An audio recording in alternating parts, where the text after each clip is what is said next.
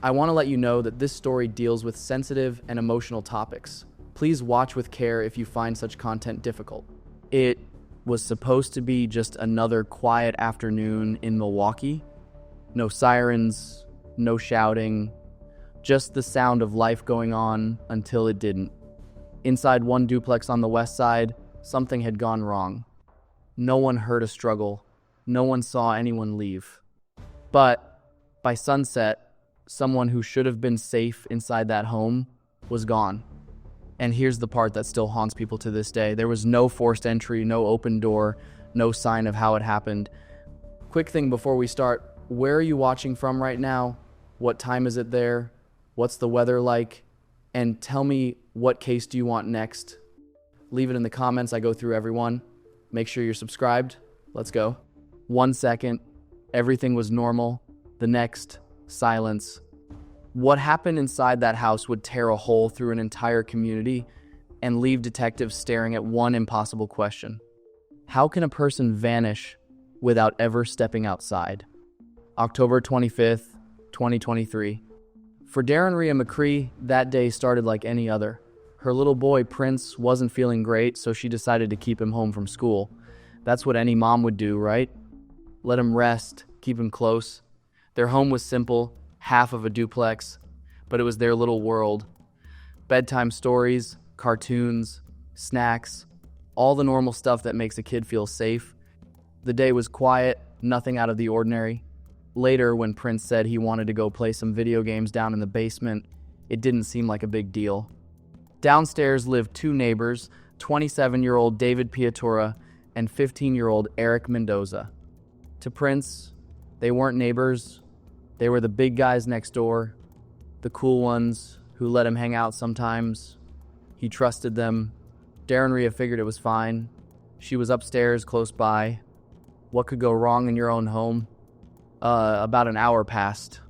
The kind of peaceful silence every parent knows, Ella. Cartoons off, dishes done, just another lazy day. Then Darren Rhea called out, "Prince!" No answer. She tried again, a little louder. Still nothing. You know that moment when a parent goes from slightly annoyed to straight up uneasy? That's where she was. She went to the top of the basement stairs and called again. Silence. Not the playful kind, the heavy kind. The kind that makes your stomach twist. So she walked downstairs. The basement lights were on, the video game console was glowing, but the room was empty. David and Eric were there. Prince wasn't. She asked, "Where's Prince?" The neighbor said he'd been there playing games, but got upset and went back upstairs to his mom. Okay, that could make sense. Kids change moods fast. So she went back up, figuring maybe he was hiding under his blanket or playing a game of pretend. She checked his room, empty. Closet, nothing. Under the bed, just toys. The kitchen, the bathroom, the living room, every room came up empty. That's when the panic hit. Every second started to feel longer. She ran outside, the yard, the porch, behind the bushes. No Prince, nowhere. He was just gone. Her hands shaking, she grabbed her phone and dialed 911. When Milwaukee police showed up, the house turned into a scene of pure chaos and confusion. Officers moved carefully, methodically, retracing every step. They went through the house again, room by room, while Darren Rhea stood there, knowing deep down what their faces would confirm: her son wasn't there. The officers talked to the neighbors. Same story. Prince played games, got mad, went upstairs. But something wasn't adding up. The doors were locked. No windows open. No signs of a break-in. If Prince really did go upstairs, where was he? There was no trail, no clue, nothing. The search spilled outside. K-9 units showed up, their barks cutting through the night air. Neighbors stepped out onto porches, asking questions, offering flashlights, hoping for any sign. The whole block turned into a search grid. But as the hours dragged on, a darker question started hanging over everything -1 no one wanted to say out loud. If little Prince didn't walk out that front door, and he wasn't inside that house, then where could he possibly be? Before he became a headline or a police case number, he was just Prince. And for his family, That name fit him perfectly. He wasn't just another missing child on a poster. He was the heartbeat of his home. The kind of 5-year-old who could light up a room just by walking into it. Before we talk about what happened to him, you gotta understand who he was, because that's where the pain of this story really hits. Prince McCree was obsessed with superheroes, especially Spider-Man. To him, Spider-Man wasn't just a character, he was a way of life. The furniture became skyscrapers. The hallway turned into a city skyline. Every jump, every laugh was another heroic mission. He didn't just watch cartoons, he lived them. You could say he had that kind of energy that makes adults smile without even realizing it. He was smart too, curious about everything. He loved books, sitting with his mom while she read out loud, tracing the words with his little finger like he was learning the code to the world. His dad, Duran, said his son was pure joy, always laughing, always moving, always asking questions, and you could tell that wasn't just a proud father talking, it was the truth. Prince was that kind of kid every parent hopes for. He believed, like most 5-year-olds do, that the world was good and people were kind. He trusted everyone, especially the 2 neighbors from downstairs, 27-year-old David Piatura and 15-year-old Eric Mendoza. To him, they weren't neighbors. They were the big guys, the cool older kids who let him hang around. He looked up to them, and when he went down to the basement that afternoon, he wasn't walking into danger. In his mind, he was just going to hang out with his friends, play some games, and have fun. It's important to remember that when we talk about these cases, behind the sirens, the tape, the headlines, there's always a real kid, a real person. Prince wasn't some faceless victim. He was a little boy who loved Spider-Man, who danced in his pajamas, who believed everyone around him had good intentions. That's why his disappearance hit the community so hard. People saw his picture, that big smile, those bright eyes, and they didn't see a stranger. They saw their own kid, their nephew, their student. So that night, when police and volunteers spread out across Milwaukee with flashlights and dogs, they weren't just searching for a missing child. They were searching for Prince, the 5-year-old who dreamed of saving the world. And even as hours passed and the temperature dropped, every person out there was holding on to one fragile hope, that somehow he was still alive, waiting to be found. As the sun went down over Milwaukee, what started as a simple missing child call had turned into a full-blown emergency. You could feel it, that shift in energy, when officers realized they're not just looking for a kid who wandered off, they're looking for a child who might have been taken. Every cop, every volunteer, every canine handler out there knew the clock was ticking. Flashlights cut through backyards and alleys, beams sweeping over fences and empty playgrounds. Canine seconds worked in grid patterns, sniffing for any trace of 5-year-old Prince McCree. The whole neighborhood had gone from quiet to crawling with police cars, red and blue lights bouncing off windows, and still nothing. For investigators, one thing was clear. The last 2 people to see Prince alive were his downstairs neighbors, 27-year-old David Piatura and 15-year-old Eric Mendoza. So detectives sat them down one at a time and started walking through that afternoon minute by minute. On paper, these 2 didn't look like trouble. David was unemployed, Eric was just a teenager. No priors, no red flags. They didn't fit the profile of the kind of people who'd harm a child. They came across as nervous but cooperative, the "we're just as shocked as you are" type. Their story? Same as before. Prince came down, played some video games, got upset, and said he was heading back upstairs to his mom. Then he left. End of story. At first, that sounded reasonable. Kids lose interest fast, right? But detectives couldn't ignore the one detail that didn't sit right. If Prince really had gone back upstairs, his mom would have seen him. She searched the whole place top to bottom, and every single door and window in that duplex was locked tight. There was no way a 5-year-old walked out of there unseen. But the officers couldn't just accuse them to shit. Not yet. They had no hard evidence. So, for the moment, they had to work with what they had. The assumption, maybe Prince somehow slipped outside. The search widened. Patrol cars rolled through the streets. Parks were checked. Flyers went up. That smiling face, the Spider-Man kid, was everywhere. Someone brought up an Amber Alert, but here's where bureaucracy got in the way. The situation didn't fit the state's criteria. At that point, police couldn't prove an abduction, and the rules for issuing an alert were painfully strict. So, while the system waited for confirmation, time, the most precious thing in any child disappearance, kept slipping away. Still, detectives knew they needed more than interviews and hunches. In 2023, there's one witness that doesn't lie: cameras. They started canvassing the neighborhood, door to door, asking residents to check doorbell footage and outdoor security feeds, and that's when they got something. A camera across the street had a perfect view of the McCree home. Detectives brought the footage back to the station and started scrubbing through it, hour by hour, frame by frame. They saw everyday life unfold: the mail carrier, a few passing cars, Darren Rhea leaving and coming home. They watched the exact moment when Prince walked into the house that afternoon. Then they kept watching. The timeline lined up with what the neighbors said. This was the time when Prince supposedly got upset and went upstairs. The detectives kept their eyes glued to the screen.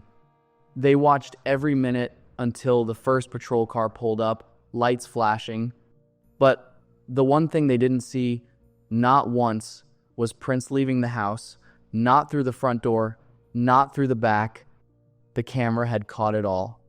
Prince McCree went into that house, and he never came out. Inside the Milwaukee Police Department, detectives sat in a dimly lit evidence room watching the footage again and again. The video didn't stutter, it didn't glitch. There was no mystery in what it showed. 5-year-old Prince McCree walked into his home on the afternoon of October 25th, and that's where his trail ended. He never came back out. That realization hit everyone in that room like a punch to the gut. The case they thought was a missing child search was no longer that. It had shifted fast into something darker. The explanation no one wanted to believe was suddenly the only one that made sense. Prince hadn't disappeared into thin air. Something had happened to him inside that duplex. And there were only two people who could explain it: David Piatura and Eric Mendoza. When detectives brought Piatura back in, the tone changed completely. The friendly neighbor act, done. The search for a missing kid, over. Now it was an interrogation. The room was small, fluorescent, cold, designed to make you feel the weight of your own words. Detectives started calm. They let David talk. "Tell us again," they said. "What happened when Prince came downstairs?" He repeated the story he'd already told. Prince played games, got upset, said he was going upstairs. That's it. He added some details, like he was trying to make it sound more believable. And to anyone else, it might have worked. But detectives know the signs, the way someone's eyes shift, the little pauses when they're building a lie. They let him talk himself deeper, stacking lie on top of lie until the story looked solid enough to knock over. Then came the pivot. "So, David," one detective said, leaning in, "you're absolutely sure you saw him go upstairs?" David said yes, without hesitation, and that's when the detective dropped the hammer. That's interesting, because we've been reviewing security footage from a camera across the street. It shows your front door clear as day. We saw Prince go in, but we never saw him come out. That's the kind of moment when the air leaves the room. You could see it on David's face, the way his confidence cracked. His mouth opened like he wanted to say something, but nothing came out. He tried to deflect. Maybe the camera missed it. Maybe Prince went out the back. But the detectives were ready for that. They'd already checked. Every angle, every door, every window, nothing. There was no back way out. Every time he tried to build a new excuse, they tore it down. The timeline didn't match. The details shifted. His answers started looping on themselves. It was like watching a wall crumble brick by brick. By now, the detectives weren't asking if something bad happened. They knew it had. The only question left was, what? And that's when the focus of the entire investigation flipped. The neighborhood search, the K9 sweeps, all that was done. The truth wasn't out there somewhere. It was right there, inside that duplex. People don't lie about a missing child for no reason. When they do, it's because they're covering for something unthinkable. The detectives knew it. They could feel it. And they were about to find out exactly what. Once David Piatura's story fell apart, everything changed. That duplex on 77th Street was no longer just a family home. It was a crime scene. Detectives weren't searching for a missing child anymore. They were searching for proof of something unthinkable. You could feel the shift in tone the second the search teams went back inside. The urgency was gone, replaced with quiet determination and dread. Every cop on that scene knew what they were probably about to find. They started in the basement, the last place anyone saw Prince alive. It was small, dimly lit, the kind of space where silence feels heavy. Forensic techs moved carefully, scanning every inch. They weren't looking for something obvious, they were looking for the smallest signs that something terrible had happened there. A drop of blood, a scuff mark, a trace someone tried to clean up. Things that don't lie, even when people do. At the same time, another team spread out around the property. If Prince wasn't inside the house, then he had to be somewhere close. And that thought alone made everyone's stomach turn. They started searching the yards, alleys, patches of grass, even the trash area behind the duplex, because in a case like this, that's what it sometimes comes down to. You check the places no one wants to think about, and that's where it ended.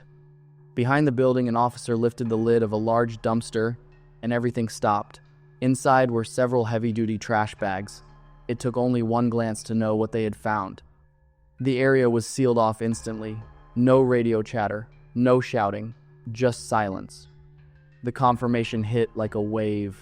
They had found him. The call went out quietly, the kind of call no officer ever wants to make. Back at the command post, the words spread in hushed tones, almost like people didn't want to hear themselves say it out loud. For Darren Rhea and Duron McCree, that moment was every parent's worst nightmare realized. There are no words that make sense when someone tells you your child is gone. It's not information, it's impact. Their world shattered in an instant. Their son, the bright, happy boy who loved Spider-Man, wasn't coming home. Back at the scene, officers moved slowly, treating every inch of that space with care. The house, the yard, the dumpster, all of it was now evidence of something that shouldn't have been possible. The story David Piatura had told about Prince walking upstairs and leaving wasn't just a lie, it was a cover-up. While police were out searching the streets and neighbors were printing flyers, the truth had been hidden just a few feet away. The timeline came into focus. The lie about Prince going back to his mom wasn't random, it was deliberate. While Darren Rhea ran from room to room calling her son's name, while officers organized search grids, the people responsible were already trying to cover up what they'd done. Investigators didn't have all the answers yet, but the pieces were coming together in a horrifying way. Whatever had happened down in that basement, whatever caused a 5-year-old boy to vanish from his own home, hadn't been an accident. It was intentional. It was brutal. And the truth they were about to learn was even worse than anyone could imagine. Inside the interrogation room, the air felt heavy, that kind of silence where even the hum of the light sounds loud. The search was over. The lies had crumbled. Detectives weren't chasing shadows anymore. They already knew the truth. What they needed now was the why.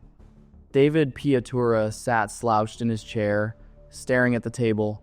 His hands shook just slightly, maybe from nerves, maybe from the weight of everything closing in. The detectives didn't start with accusations. They didn't need to. One of them just asked quietly, "David, why did you do it?" That simple question broke whatever wall he had left.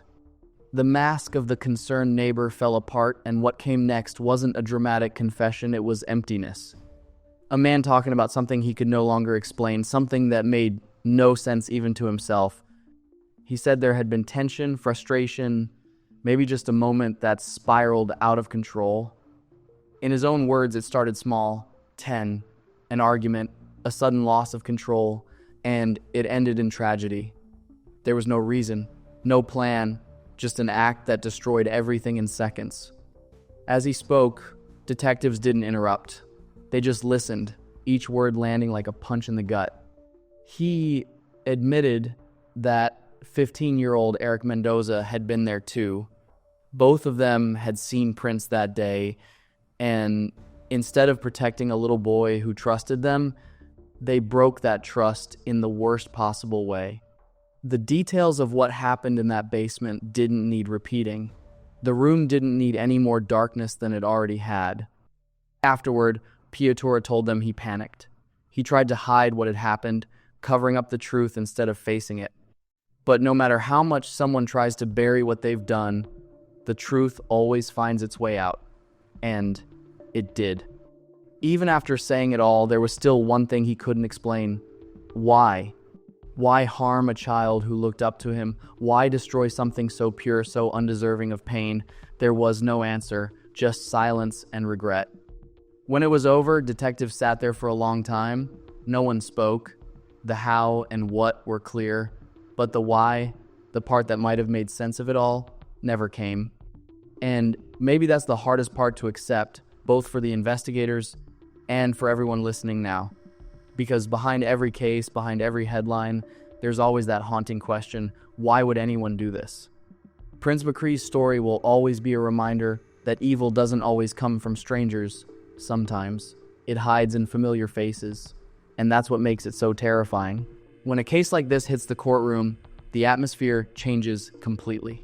The energy that filled the police station, the rush, the investigation, the search, turns into something heavier, something permanent. This is where everything stops moving, where the truth stands still.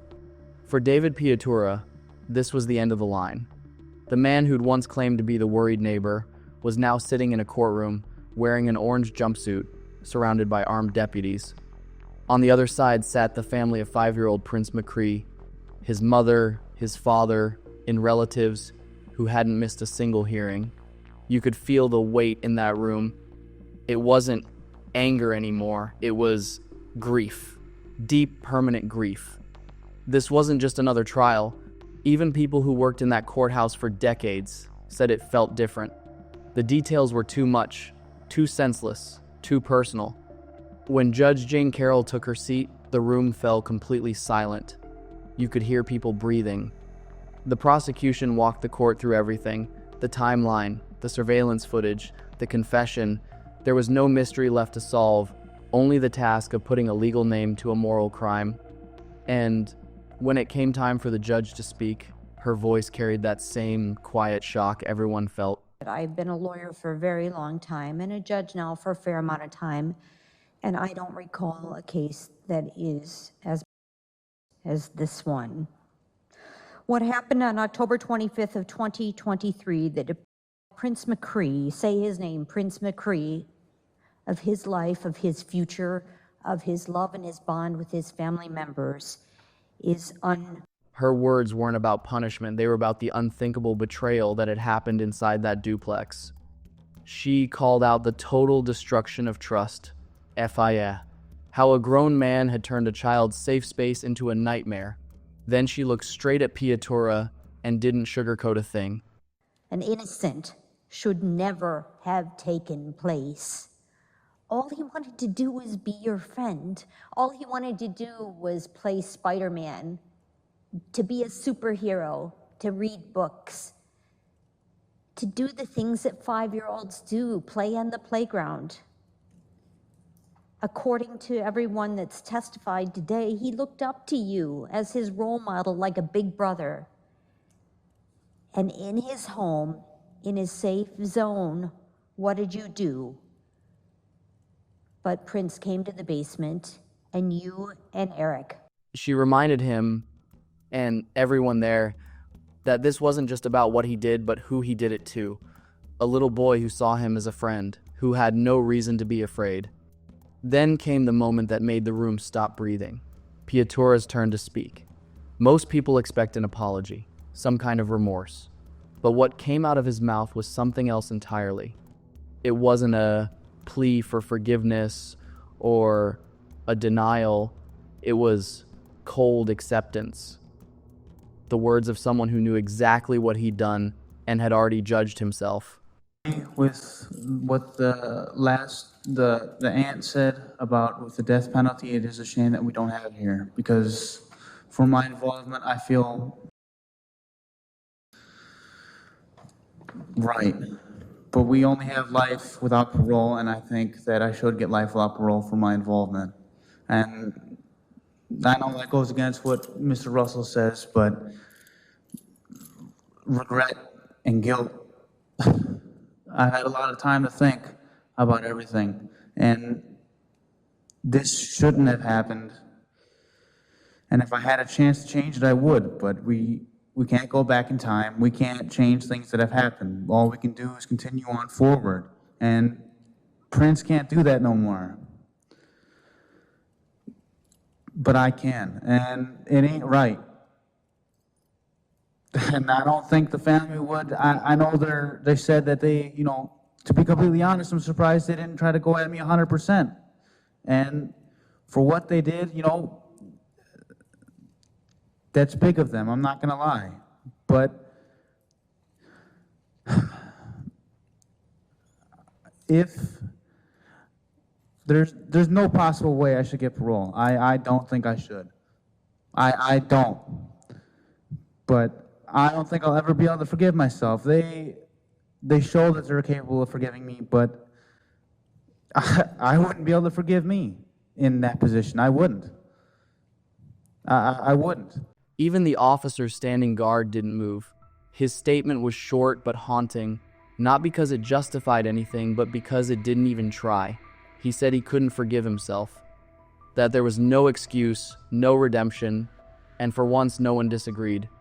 When the judge read the sentence, life in prison with no chance of parole, it wasn't met with applause or relief. It was quiet, just a long, painful silence. Because for the McCree family, there was no version of justice that could ever feel like enough. As for Eric Mendoza, the 15-year-old accused of taking part in the killing, his case was still moving through the system. His future would play out in a separate courtroom. But for Piatura, it was over. He'd spend the rest of his life behind bars, and even that felt too easy for what he took away.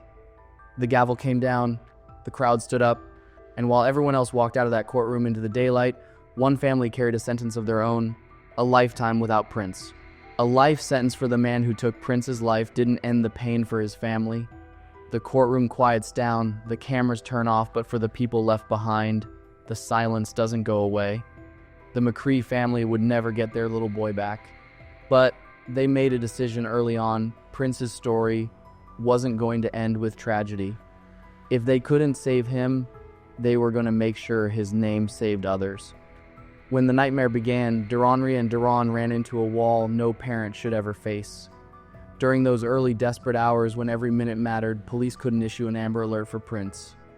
The reason? His case didn't fit the official criteria. The system required solid proof of an abduction, something like a witness, a suspect vehicle, or clear evidence of kidnapping. But in Prince's case, there was none of that. He was missing from his own home, no forced entry, no signs of struggle. It didn't check the boxes. In that delay cost time no one could afford to lose. That failure stuck with the McCree family.